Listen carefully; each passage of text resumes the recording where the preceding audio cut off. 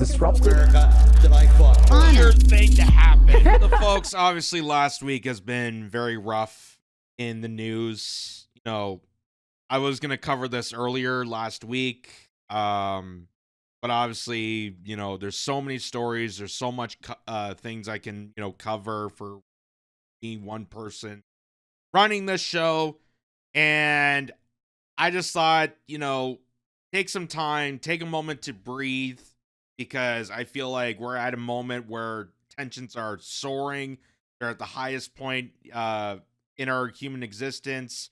I wrote a Substack article. You can go check it out, kitzcorner.substack.com. I'll leave the link down below here about, you know, kind of where we are right now, how the tensions are getting worse, how, you know, there's this sowing of discord. And after the incident that happened with Charlie Kirk in the United States, I feel like we have now just amplified it to a very, very dark period in our life, that the tensions are getting worse. People are showing more division at each other. We're seeing people pouncing each other, you know, left versus right, and so on and so forth.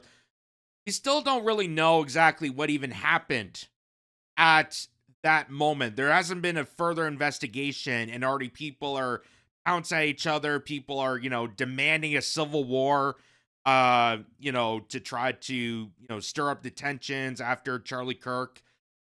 It's so chaotic. It's so chaotic, and it's not healthy for communities. It's not healthy for society. It's not healthy for human life that we are so divided. We are so hyper partisan that we can't get along, that we can't have simple conversations with each other, even if you disagree with that individual. Like I said, I've said this before. You know, I'm not a fan of Charlie Kirk. I'm not a fan of Turning Point USA. There's lots of things I disagree with that organization. There's things I do agree with. There's things I do agree with Charlie Kirk on. But regardless of that, I mourn the loss of someone that, regardless of how I feel about them, should not have, you know, been violently attacked. I don't believe I condone all political violence. You know, I think it's just what happened in that incident just shouldn't have happened, regardless of who the person is. And I felt sorry for, you know, his kids. I felt sorry for his wife, that now you lost a family member in broad daylight.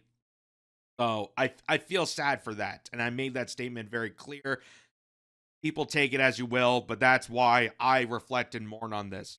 So, bringing into that topic, let's, you know, inform people about what's been happening. So, apparently, the FBI have caught the suspect. Originally, they had one individual that they thought was a suspect. It was an older gentleman who apparently was screaming, you know, shoot me, which was very kind of suspect. Then they said that that guy wasn't the suspect, and they had somebody else, and they didn't believe that. So now they got this person, as you can see in the mugshot here. So from CNN, Charlie Kirk's shooter, suspect identified and taken into custody. So this individual here goes by the name Tyler Robinson, 22-year-old, who lives in the area of Utah. Apparently went to a different school. I think went to school south from there, or went to a different college. And they're saying that this is the individual that, you know, went to Utah Valley at the moment of Charlie Kirk and opened fire. But there's a lot of, you know, raising eyebrows on this story. There's a lot of raising eyebrows on this story.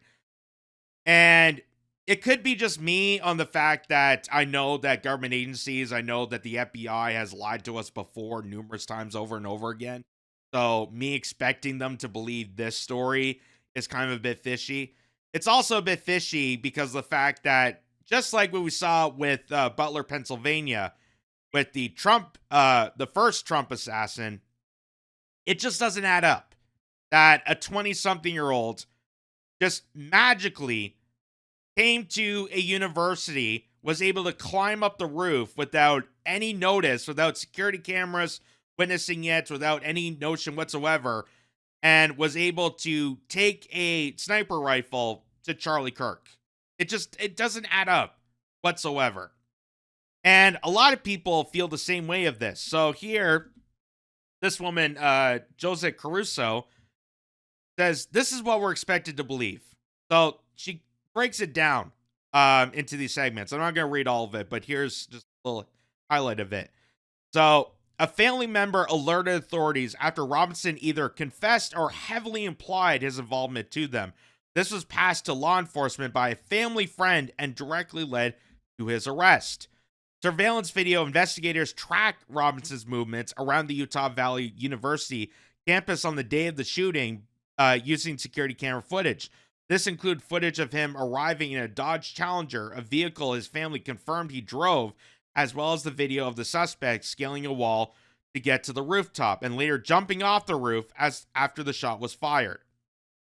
Now, when I heard about this, and I heard about his father was apparently the one that reported to the FBI after they posted a photo. They, showed the suspect, making attention, saying, if you know anything about this, please let us know. The father apparently saw that photograph, told law enforcement that it looks like his son, that the shoes are dead giveaway, and so on.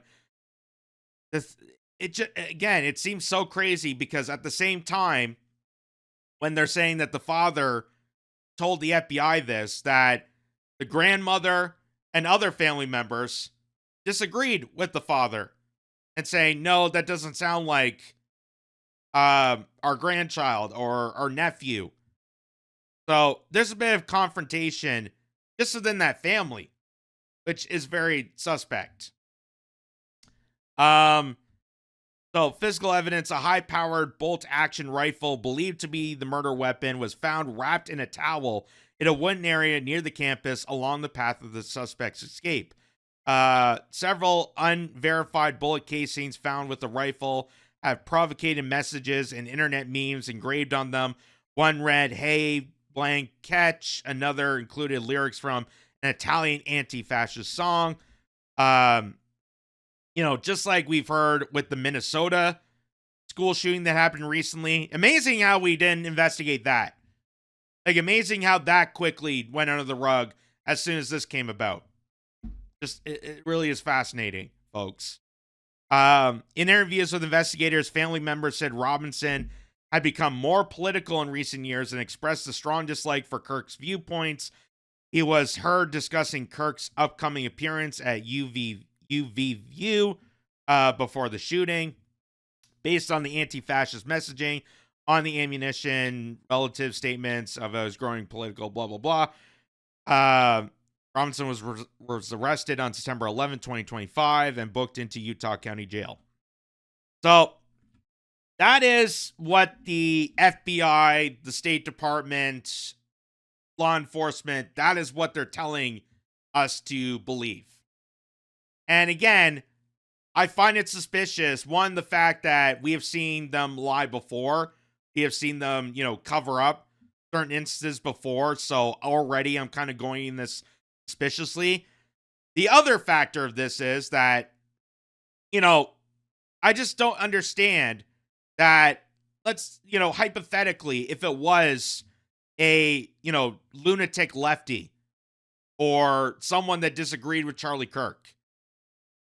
Charlie Kirk has been doing rallies and debates at college campuses for many years now. Many, many years now. So if someone disagreed with them or someone had the ability to get so violently extreme or just dislike Charlie Kirk that they had to open fire at them, why was it now?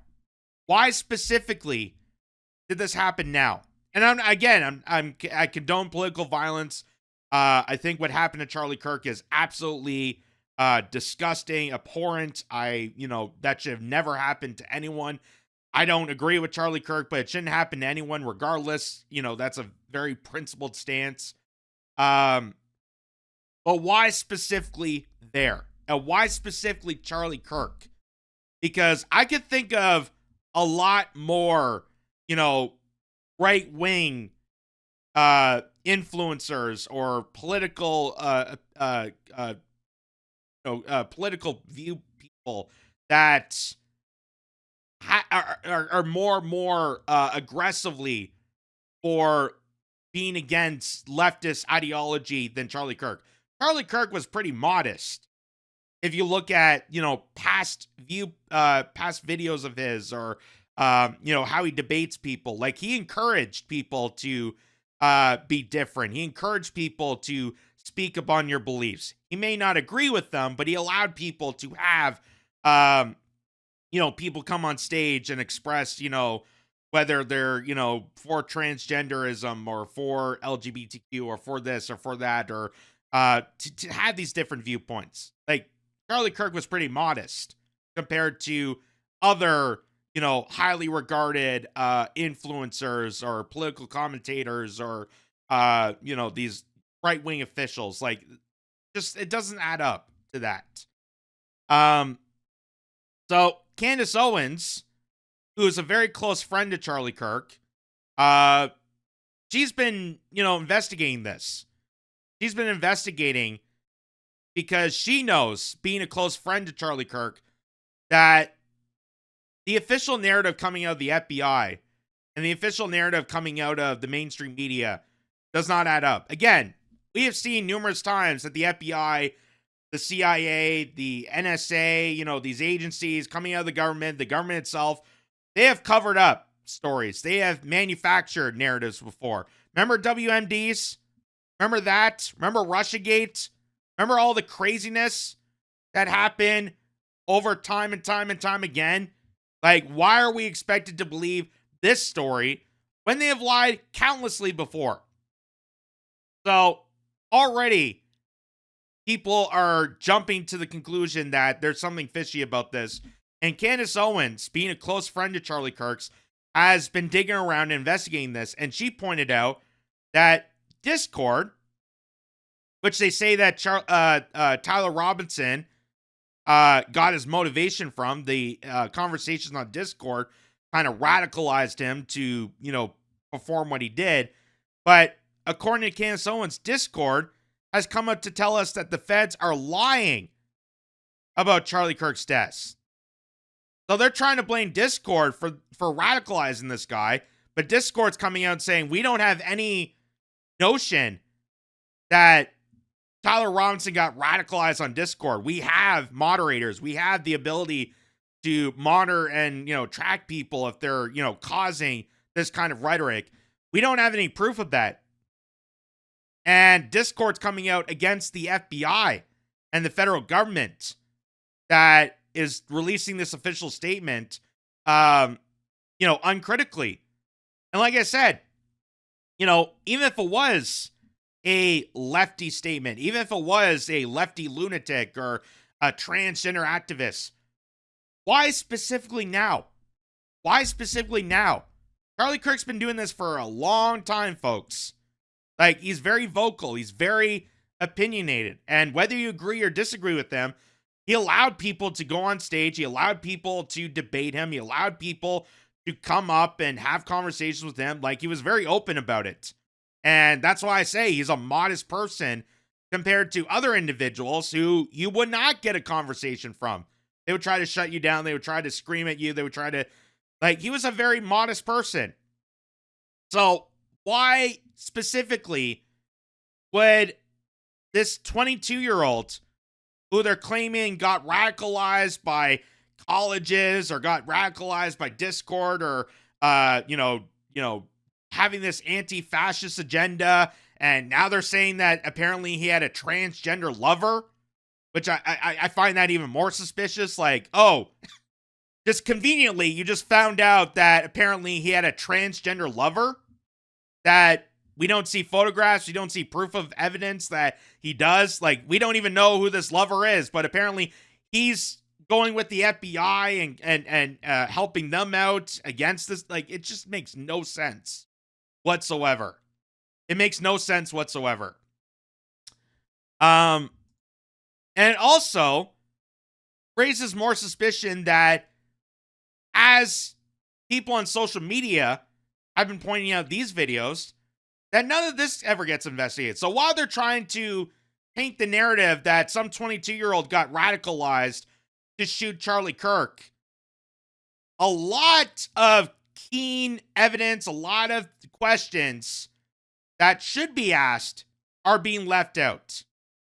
You know, why did they not reach out to people on the college campuses? You know, why did mainstream media did not respond to them or talk to the president of the university? Why did they not, you know, reach out to people within Turning Point USA?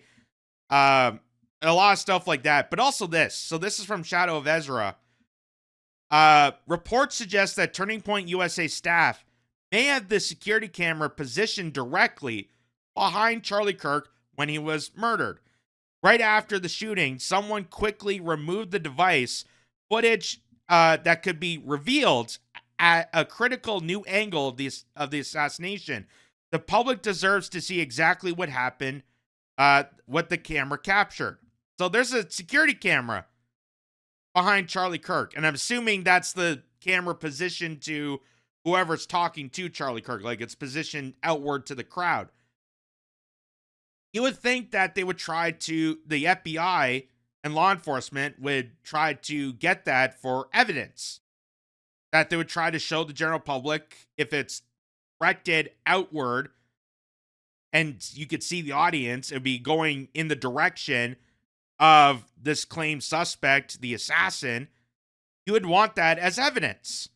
So why is someone from Turning Point USA deliberately moments after the incident taking down the security camera? You could see, watch the video here. I just heard them say the active shooter, Charlie Kirk, has been shot. Charlie Kirk got hit, is what the security detail just said.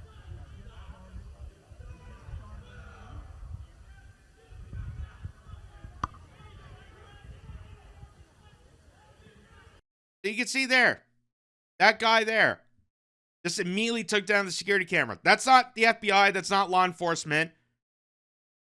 That's not an EMT. That's just a random person took down a security camera. That could be crucial to this investigation. That's tampering with evidence right there.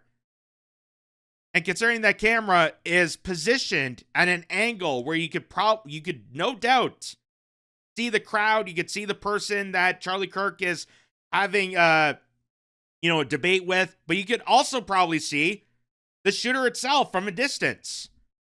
So why would they take that security camera down? Why would they not use that as evidence? Why would they not bring that to law enforcement? Why would some random person try to confiscate that? To me, it just doesn't make sense why this hasn't been brought to attention on that circumstance. Here's another point to be made. And I saw this right away. After the news broke of Charlie Kirk being shot. People have made crucial attention to this. And I'm surprised that the FBI, I'm surprised Kash Patel or Pam Bondi or anyone, in the law enforcement has apprehended these two individuals. So those two men standing behind Charlie Kirk look like they gave hand signals right before the shot went off. So these two people who they claim is they claim one of them is Charlie Kirk's bodyguard, but both of them were giving hand signals. And that is a bit disturbing that they're giving hand signals the moment a shot went off. And you can tell that the hand signals, it doesn't look like they're directed to anyone particular in the audience, but it looked like they were giving hand signals to someone outside, like from a far distance. So here's a bit of video here. They cut off the moment it happened. But here's just a little quick clip of it.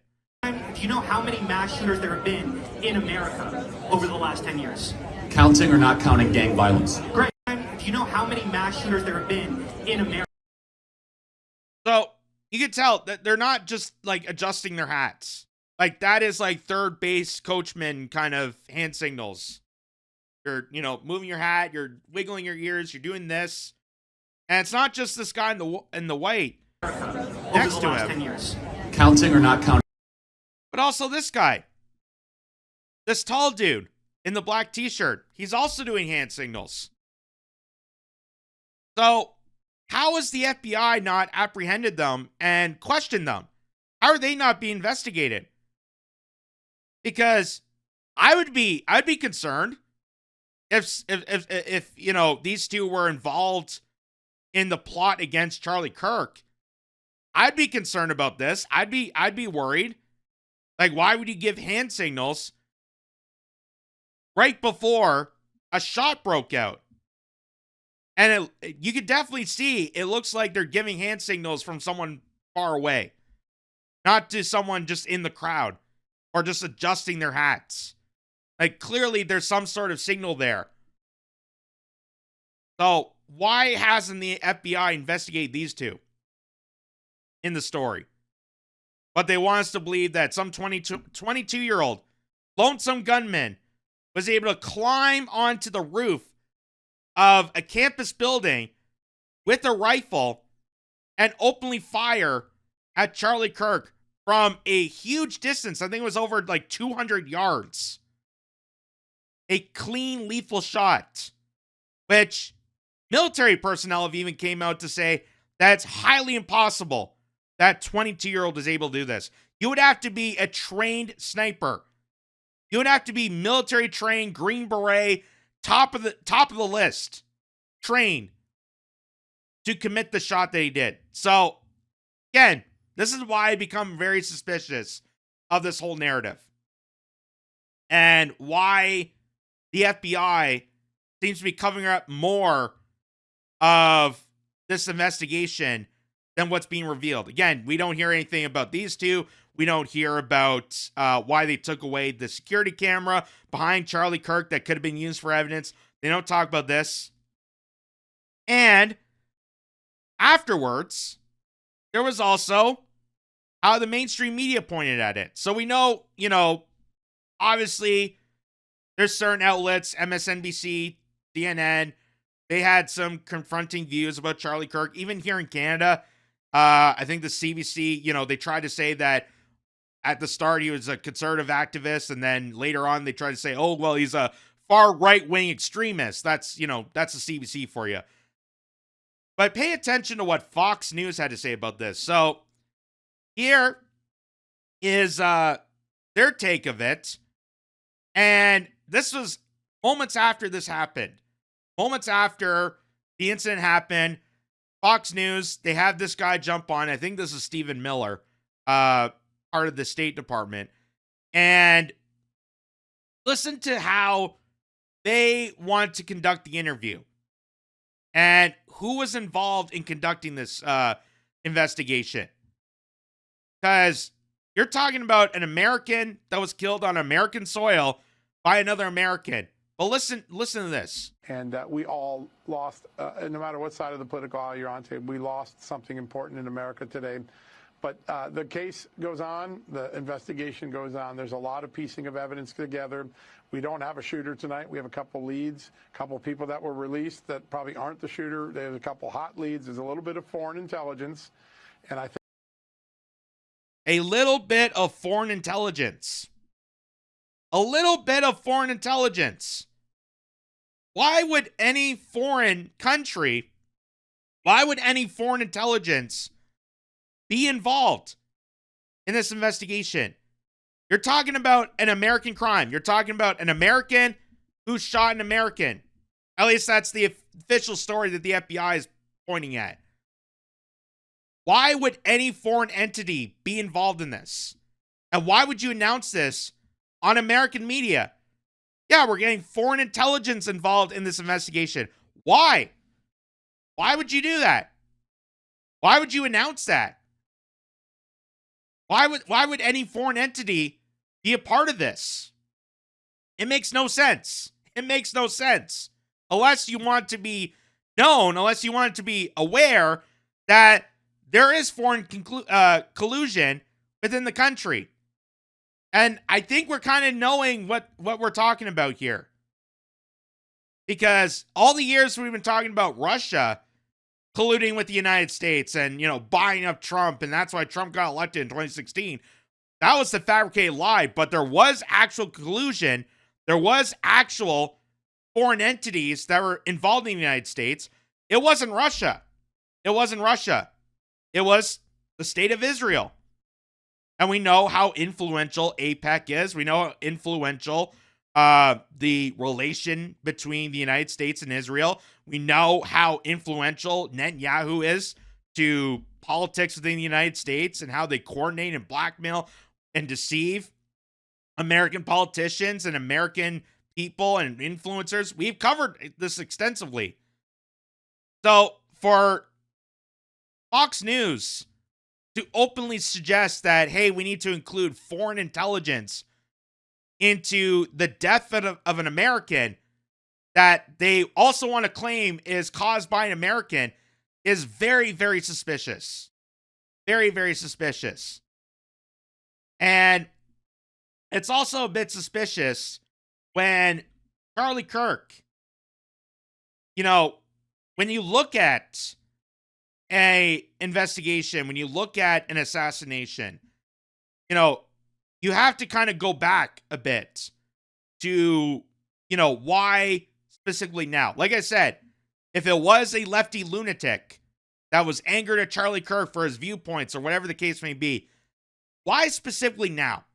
Why specifically at this moment that someone opened fire on Charlie Kirk? Because Charlie Kirk has been on college campuses for quite a while, for many, many years. He built an entire campaign organization around open debates on college campuses. So why specifically now did someone chose to open fire on Charlie Kirk, who's pretty much a moderate, and allowed people to have a discourse and allowed people to debate him? Why specifically did they choose now? Well, if you go back to previous statements prior to the incident that happened with Charlie Kirk, you look at, last speeches, you look at last statements of people that unfortunately have passed. You look at JFK, for example, his last two speeches before he was shot was about breaking up the CIA and holding Mossad accountable as a foreign entity. They want to make Israel and the Mossad regime signed as a register as a foreign agent. Those are two very crucial pieces before JFK was shot in Dallas. Those are his two last statements while he was president. So here, this is Charlie Kirk on his show prior to him being shot, and this is him starting to question a little bit of the narrative of Israel. Now, Charlie Kirk is a devoted Christian. Charlie Kirk is devoted to pro-Israel and has been for quite a long time. But even he's starting to get a bit suspicious. And people have become very aware of this. That the moment just seems, it seems too convenient that we are seeing this. This is literally his final words before he got shot. And they want us to believe that it was a lefty lunatic, a transgender, someone who just disagreed with Charlie Kirk. But listen to this. Jewish communities have been pushing the exact kind of hatred against whites that they claim to want people to stop using against them. Now, I don't like generalizations. Not every Jewish person believes that. But it is true the Anti-Defamation League was part and parcel with Black Lives Matter. It is true that some of the largest financiers of left-wing anti-white causes have been Jewish Americans. They went all in on woke, and it wasn't just ADL. It was some of the top Jewish organizations in the country that have done that. In fact, we have seen this with the recent retreat of Jewish donations that are no longer going to be administered to colleges, right? Mark Rowan, Leon Copperman. Can we get that full list? It's very powerful. The part of so that's totally true. And by the way, Tucker Carlson reinforces this. So I'm going to it was quite a day on the internet. Tucker Carlson was interviewing Candace Owens. We have Candace Owens coming up next hour. And Tucker Carlson mentions that Jewish Americans have primarily been financing cultural Marxist ideas. We said this, by the way, last week, and people came after us. We were on top of it. We actually said it in a different way. We said, I'm glad that Jewish Americans are reconsidering their financing of cultural Marxism.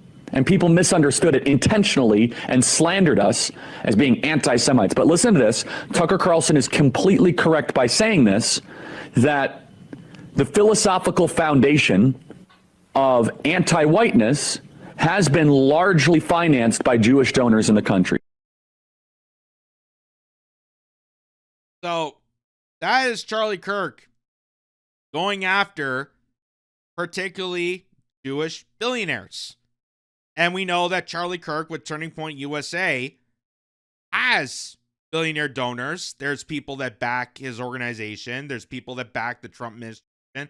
We know that the donor class plays a very influential role on how things are shaped, whether it being policies or culture or anything in between, academia and so on. And here's Charlie Kirk, who, again, is a very devoted Christian, very devoted to, the state of Israel and, talks about it frequently, starting to rock the boat in his last final days, starting to, rock and shake the narrative a bit and saying, wait a second, I as a Christian, I support Israel, but at the same time, I'm also American. And as an American, and as someone that loves and support the country, as Charlie Kirk, is also devoted to, I do find it a bit suspicious that we're seeing a lot of donors, particularly Jewish donors. And again, he's saying that he's not saying all Jewish people. He's not, generalizing that fact. I think people jump to that conclusion way too much. But he's saying that it's a bit suspicious. It's a bit suspicious that this is happening. And here is also something a bit suspicious is Benjamin Netanyahu, a foreign leader, jumping on the literally moments after the news broke of Charlie Kirk's assassination. Jumping onto the fact he's been on mainstream media trying to, it's almost like an O.J. Simpson tour of If I Did It. Like, he's definitely suspicious that specifically a foreign leader like him is going on to mainstream television networks in America to discuss the death of an American after Fox News openly suggested that they're using foreign intelligence. But there's nothing suspicious about that. I mean, people are allowed to reach out. It's a very controversial news story. A lot of people are allowed to. Okay, so why didn't Fox News reach out to the president of Thailand? Why didn't Fox News reach out to our prime minister? Why didn't Fox News reach out to Pierre Poilievre? Why didn't Fox News reach out to any? They specifically went after Benjamin Netanyahu for a comment. But we're not allowed to hear from the campus university. We're not allowed to hear people attending the event. And here's what Benjamin Netanyahu said just moments after this happened. Charlie Kirk was murdered for speaking truth and defending freedom, a lion-hearted friend of Israel who fought the lies and stood tall for Judeo-Christian civilization. As opposed to you. This is a guy who bombed churches, Christian churches in Gaza. A guy who is beating up Jewish rabbis in the state of Israel. So this is a guy who's not defending Judeo-Christian ethics or values. But he's going to reach out to the murder of an American and kind of make himself feel guilty. It's just unbelievable. I spoke to him only 2 weeks ago and invited him to Israel. Sadly, that visit will not take place. We lost an incredible human being, his boundless pride in America, and his valiant belief in free speech will leave a lasting impact. Rest in peace, Charlie Kirk. Again, this was immediately after the news broke out. There was not even a suspect at that point. Immediately, Benjamin Netanyahu, the leader of a foreign country, immediately comes on to X to post this. To feel sorry. Is way too suspicious for that. And here it's also, Shadow of Ezra points out, Benjamin Netanyahu insists Israel had nothing to do with it, with Charlie Kirk's assassination. He adds that anyone who believes otherwise is out of their mind. Why would you need to go on mainstream media in America and tell Americans that? Why? Like, again, it's like the O.J. Simpson If I Did It book tour. Why would you have to do that if you don't feel guilty? If you don't feel like you have a connection to this, that you were responsible for it? And I'm not saying that, Israel did it, but it is kind of suspicious that his final words, him rocking the boat about, top Jewish donors and top people with connections to Israel is talking about this. So let's hear this out. Before I let you go, I want you to address one thing, and it's just the absurdity of it. Some of the internet rumors that somehow Israel is behind the Charlie Kirk murder, and I don't believe it for 1 second, but I want you to make a statement. It's so absurd. That's insane. That's insane. Israel also changes the orbit of the moon. Israel pushes the sun. I mean, the whole thing it's not only insane. I think it's so absurd, so stupid, and so ridiculous. You can't believe that people are saying this. They just found the perpetrator. They'll get to the bottom of this, but they go, they have no limit. Oh, they found the perpetrator. They got some 22-year-old to confess. Case closed. Case closed. Obviously, this guy, he's a lefty lunatic and something about transgenderism. Obviously, case closed. Considering the fact that the timing of this is all suspicious, the fact that we don't have a proper investigation on certain key factors that are leaving out, and we know that on top of this, and we're going to get on to in another segment here, that Charlie Kirk himself felt threatened by the nation of Israel.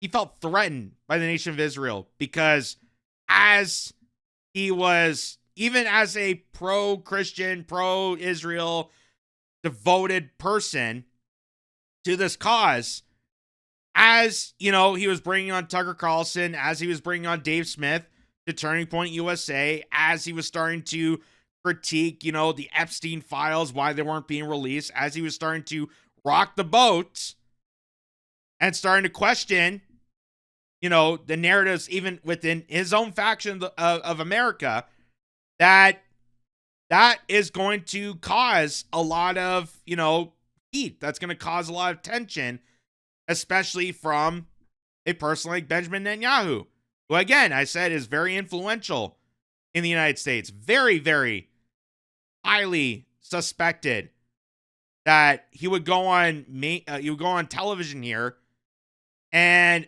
make statements about an American murder and saying that, oh, it's ridiculous that people are blaming me for this. It's ridiculous.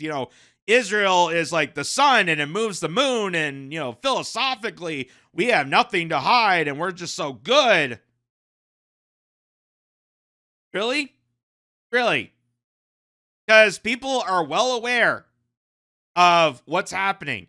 People are well aware. This is not the 1960s where social media doesn't exist, where we don't have the ability to watch real time. And again, these are monsters that live stream their horrific crimes. Like, not to mention how horrific they are committing it, but they also proudly live stream it and showcase it and congratulate each other on the crimes that they commit. And here he is on Newsmax trying to, immediately cover up that, oh, Israel had never played a part of it. Why would you even need to say that? Why would you even need to say that? If people are just crazy and lunatics and stupid for bringing that up, you would just leave it alone. You just let them be stupid.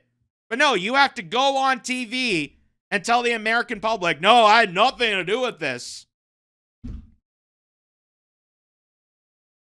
Fox News already committed to, using foreign intelligence. Like, is that, again, all this sounds suspicious. When you hate Jews, when you hate the Jewish state, you're willing to say anything and promote all these absurd rumors. And by the way, they're willing to kill us all the time. I mean, that's what they're doing. Yes, Charlie Kirk talked about, not using generalizations. Here he is using the biggest generalization. Oh, as people are, pissed off of the Jewish race and they want to attack us and the state of it. No. No. Stop overreacting. Stop generalization. This is part of the problem. This is the cover-up. Immediately, they jump to that conclusion that anyone that critiques, anyone that mentions a war, anything that steps into their territory, if they get the spotlight on them, oh my God, you're an anti-Semite. Oh my God, you must hate all the Jewish population. No, that is not the case. Not whatsoever.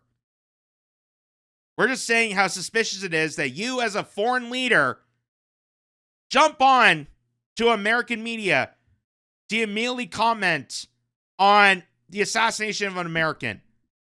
And again, I call it Benjamin Netanyahu. I call it Fox News. I call it Newsmax. For why would they go and resort to a foreign president, the prime minister of a foreign country? Is there not anyone else you could have interviewed for comment? It's very suspicious. It's very suspicious. Like I said, in the next segment, we're going to be talking about furthering this detail on how Charlie Kirk, there was a report out Gray Zone that talked about how Charlie Kirk, someone that knew Charlie Kirk directly, and part of Turning Point USA, they felt threatened that something like this could occur. So, don't believe what the State Department, the mainstream narrative is telling you. And look at all the factors before you make critical judgments.